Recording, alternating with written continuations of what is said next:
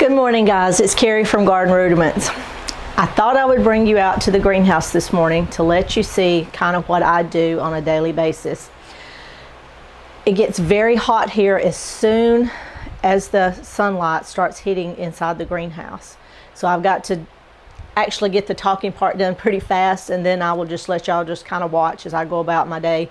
But I'm going to be repotting some angel wing begonias and then a regular begonia. I bought these in the spring and I never did get them put into a pot. I've got to water all the tomato plants. I'm going to take out some tomato plants that haven't done well and they're not really putting on enough fruit for me to warrant to continuously water them.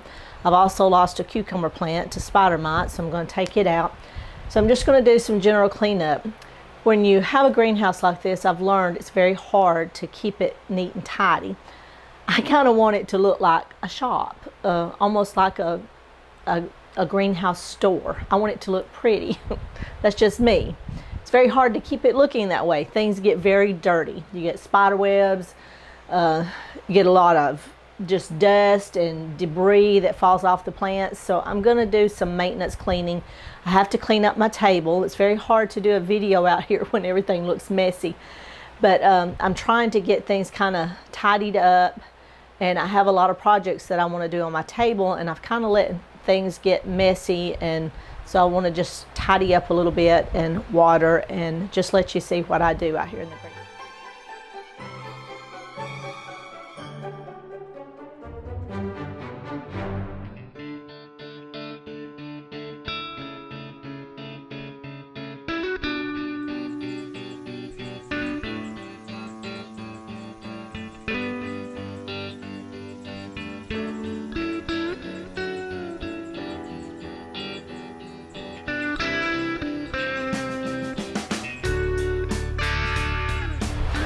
The humidity is very high outside.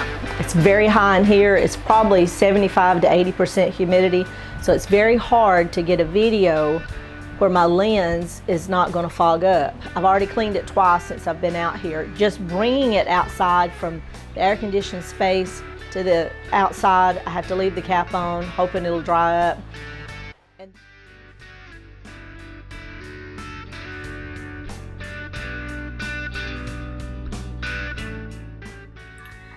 So as you can see, it didn't take long for the lens to start fogging up again. It also made it very hard for the autofocus to work, so it gets a little better, so just be patient as we go along through the video and it'll clear up. The humidity was just so high that I had to go ahead and get my hair put up. My husband hates for me to make a video with my hair put up in a bun or a ponytail. But sometimes you just got to do what a girl's got to do. And I always wear my oldest, baggiest, worst looking clothes when I'm out working in the greenhouse or in the garden. Why wear good clothes that are going to get messed up? Because I really get dirty when I'm out there working. I go at a fast pace. I go as hard as I can go. I sweat. My hair gets glued to my head. It's just the way it is when you live here in the hot South, the very humid South.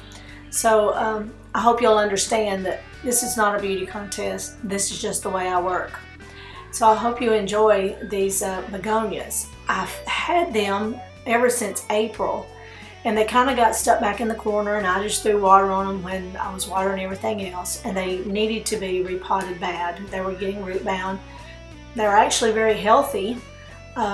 And I think they're going to be wonderful plants. I've never had begonias. I don't like the little wax begonias that you plant out in the yard. They're just not my thing. But when I saw these angel wing begonias, I knew I had to have them. And I got these at Mary's Nursery in McMinnville, Tennessee, when I bought all my proven winners petunias. And you can see this poor cucumber plant here. In the space of about 3 days, it was just decimated by spider mites. So I had it clipped. I've been using the method for my tomatoes and my cucumbers. It's called drop and lean. So you use these clips to attach your plant to a string that goes up to a rafter or however that you need to hang it in whatever space that you're hanging it in. So I took off all the clips, took the plant down, and removed it from the greenhouse. I had actually treated the cucumber plant with an organic miticide, but it wasn't able to save it. So I pulled off, you can see there are 3 cucumbers, and that's the last of my cucumbers. I don't have any planted outside in the garden. And then I started on the tomatoes.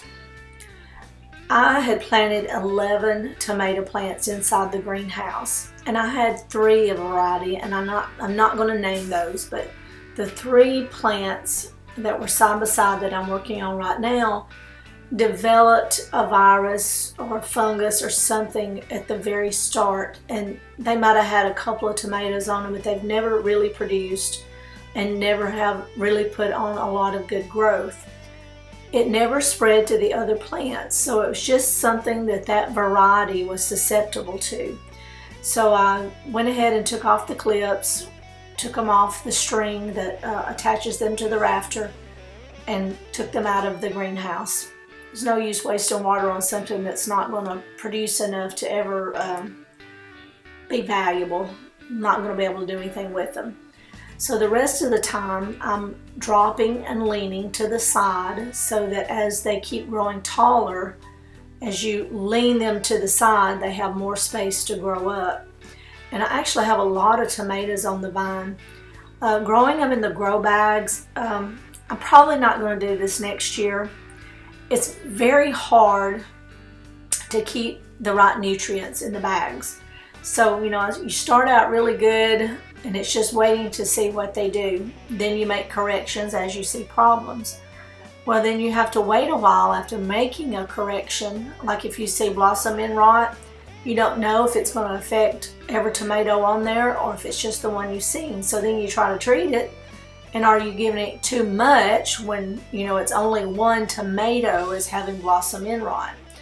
But anyway, the tomatoes I have left here after taking out the 3 plants, they're all doing good. They've got very large tomatoes on the vine. I've already been getting a lot of ripe ones. And you'll see me briefly pop a tomato in my mouth. I have one Sun Gold cherry tomato vine, and it has just really produced. And as they go ripe on the vine, I just pull it off and pop it in my mouth and eat it. Most of them never make it into the house. I just eat them off the vine as I'm out there working, and they're just extremely good.